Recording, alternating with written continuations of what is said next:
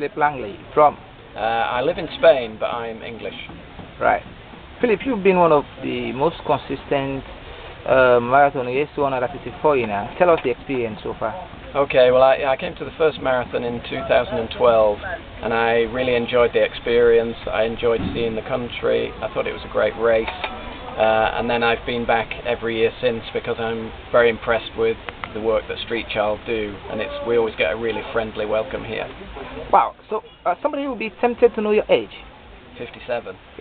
So approximately you are the oldest within the team. I think I'm the oldest who's run the full marathon yet. So how many of the foreigners are here to participate in this all-important marathon race? I think there's about 90 this year. Alright. So why is it that the number have been decreasing gradually? Because before now we used to have runners that have been much more in a large quantity than this one. Yeah, last year we had probably maybe 190. It's difficult to know. Last year there were some very big groups from running clubs and they've decided not to come this year. But I think it just goes in cycles. Next year we could increase again, I think. Philip is always here for the marathon every year. Somebody might ask, what is Philip doing in his homeland? I work in an insurance business in Gibraltar and I live in southern Spain. Is Philip a sport fanatic? I am, yeah. So precisely athletics, football, or what have you? No, not so much athletics. I used to be a footballer and a rugby player. Wow. But I'm now too old to play those sports. So Philip, tell us the experience so far, being a rugby player and also a footballer. Tell us the clubs you played for, how has it been and what have you? Okay. As a rugby player I played for a club called Vale of Leone in my hometown of Lancaster. And then as I moved with my job I played for Guernsey and Jersey. And with cricket, very much the same. As I moved I went to a new club. Right, so as well you played cricket? Yeah, I played cricket. Yeah. For which club? I played for a club called Torrizome in my hometown and then Springfield in Jersey. And another club called Pessimists in Guernsey. So how about rugby? Yeah, I mean I like both and I like football as well. So what were the achievements in all the sports? Well, I've never been good enough to be a professional, but probably competent enough to play a good level of club sport. So one could say you have some positive landmarks you've left within these particular clubs. Is that historic? Yeah, I mean, yeah. As a cricketer, I took quite a few wickets for the clubs I've played for. I'm not sure I left a particularly big mark, but yeah, in my time I was a reasonable player. So what is more interesting that is always bringing you to Sierra Leone? That is always, sorry? It's always making you to come to Sierra Leone. I really, what I like is obviously I'm raising money for Street Child and I like the idea that I can see how that money is spent. So yesterday, for example, we went up to see 2 schools in Upper Tambaka, which is a place I really like. And again, we can see where the money that we have raised in previous years has been spent. So that's always very fulfilling. Street Child Marathon is just one of the events every Sierra Leonean cannot afford to miss, especially its proceedings and getting glued to various medium outlets to get its various happenings. And other Sierra Leoneans have been very more participatory. So what's the message you have for those that have not participated in the street marathon at all? I think just to start and give it a try, because if anyone is not really a runner, they can always start with the 5k, which is really quite accessible, quite easy to do, and then just build up from there.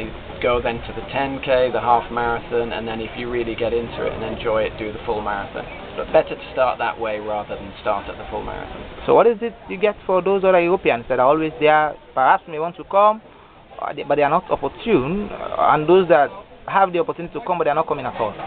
Yeah, I mean from the East Africans, the Ethiopians, I don't know. I don't know the costs of getting here, for example. So obviously I only know the costs from Europe. But I say it's a beautiful course. It's a great track. So I would just encourage anyone to come. So Philip, people might be very more interested to know whether Philip have brought any other colleague along while coming, because he's a regular visitor of Sierra Leone and also a regular competitor of the marathon race. Yeah, I always try to get colleagues and friends to come with me. There was a group of us came in year 1. I haven't really been successful in getting them back, but I'm still trying. It is quite expensive for people to come from Europe with the flights, etc. But I'm still trying to get friends to come. Is there a family member within your family that is having this kind of determination, as determined as you are to help the Street Child? No, there's no one in my family. That they support me in terms of fundraising and they sponsor me, but I can't get them to come out, unfortunately. So what about have you any offspring? Have I any? Any offspring? Any child? No. All right. So perhaps you get a wife? No, not now. All right. So Philip, people will be very much looking at what it is as they are viewing right now on YouTube to know whether this particular venture of you coming regularly will continue. Oh yes, I think so. So how long do you expect this to last? Oh, I don't know. As long as my body can continue to carry me around the course, then I'll continue to come. And then maybe I'll still come and just help out. Free Child is a charitable organization. Yeah. What is the message you get for other organizations or maybe funding agencies that are looking for charitable organizations to fund? What are the reasons they should fund Street Child? I think Street Child is very transparent, and I think one of the real benefits of Street Child is that it's quite a small organisation, so that you can immediately see where your money has gone. You can raise money this year, I can come back next year and see exactly where that money has been spent. So how many children have you transformed so far with this continual activity? Oh, that's difficult to know in myself. I think I've raised personally about £30,000 in the last 6 years. So I and given that they say it costs about £30 to have someone go through school in a year, that's maybe 1,000 children that we've helped. So now that the Street Child Marathon is hosting less runners from the international diaspora than it has used to be hosting, what is it that you are targeting? Will you raise an amount like the one you raised previously, or are you expecting something greater than that?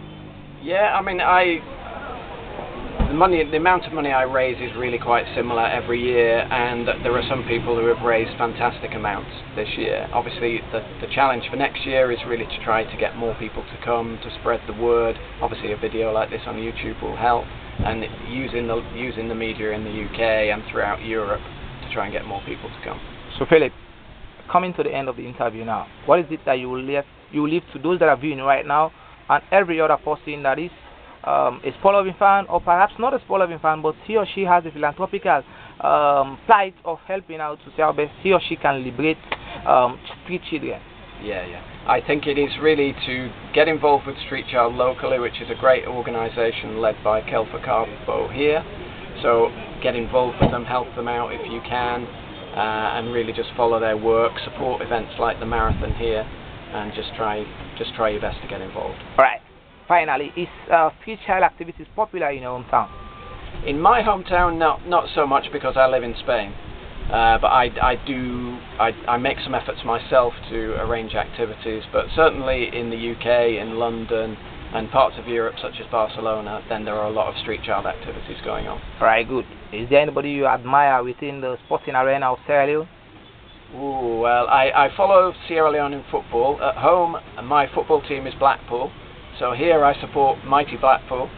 And why? Because Mighty Blackpool was named after Blackpool, a guy called Stanley Matthews who played for Blackpool in the 1950s. And we wear the same colour shirts. So Mighty Blackpool is my team here. Alright, thank you. It's been a pleasure talking to you.